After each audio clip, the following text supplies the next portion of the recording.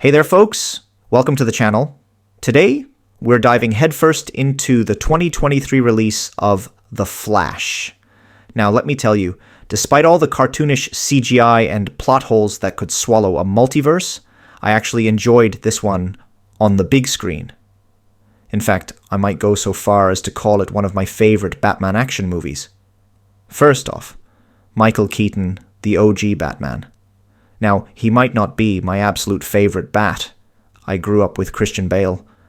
But Keaton's still got it. He doesn't steal the spotlight from Barry Allen. And that's how multiversal cameos should be done. Sasha Calle's Supergirl, while a relatively small role, was a pleasant surprise. Ezra Miller as Barry. Well, I've never been a fan, even before Ezra's legal troubles, but he's bearable in the role and shines with humor. The fight scenes, well made, and the creative ways the heroes battle Kryptonians are alright, nothing mind-blowing. Some humor sticks, but a bit too much feels Marvel-like. Remember Chekhov's gun rule? Well, they introduced Barry's time-based calorimeter in the first act, and then it vanished into the Speed Force. Iris West? Forgettable. Her chemistry with Barry is about as potent as a Speed Force hiccup. The Flash is more of a time travel movie, hiding as a multiverse one. Those cameos should have featured Grant Gustin, John Wesley Shipp, or Teddy Sears. Instead, we got creepy-looking models of iconic DC characters who have little connection to Flash. It's a concern for Batman, the brave and the bold. Speaking of the cameos, they're not easy on the eyes. Maybe not as bad as Cavill's in the Chronoball sequence. But still, digitally recreating deceased actors for cameos is questionable. And it's not how we should honor their legacy. That's just the tip of the Speed Force iceberg. There are CGI problems, too many unanswered questions, and a plot that's messier than a cosmic treadmill after a time jump. If you're paying a premium ticket price for a $200 million movie, you're expecting top-notch visuals and CGI. Unfortunately, The Flash doesn't always deliver on that front. You can't make a Flashpoint film without Reverse Flash as the villain. The movie teases a younger Barry as the Reverse Flash, but then shifts to Dark Flash, who pops in and out just when the plot demands. 7. The DCEU seems to be in disarray, and George Clooney's cameo raises questions about Ezra's character's future, Barry's mom's killer, still a mystery. Now let's talk about that elephant in the room, the CGI. It's a mixed bag, to say the least. The bad CGI is like a speed bump in the middle of a high-speed chase, jarring and distracting. It's especially noticeable in the time bubble room scenes and whenever good CGI transitions into bad within the same sequence. The opening Flash scene with the collapsing building. Ouch!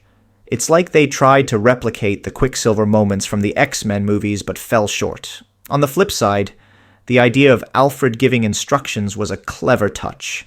The plot, well, it's often messy. It lacks a smooth flow, feeling more like a collage of disjointed scenes. Many events seem to occur without a clear connection, leaving us scratching our heads. Supergirl, Zod, and Faora, painfully underutilized. The Flash borrows heavily from Marvel's multiverse concept, especially Spider-Man No Way Home and What If Doctor Strange lost his heart instead of his hands. The film plays on the audience's familiarity with the concept, but leaves more questions than answers. Characters like Iris West barely get a chance to shine. Reasons for financial failure. 1. There's a general disinterest in superhero content, and the market is somewhat oversaturated. 2. Ezra Miller's personal issues and unfavorable reputation didn't do the film any favors.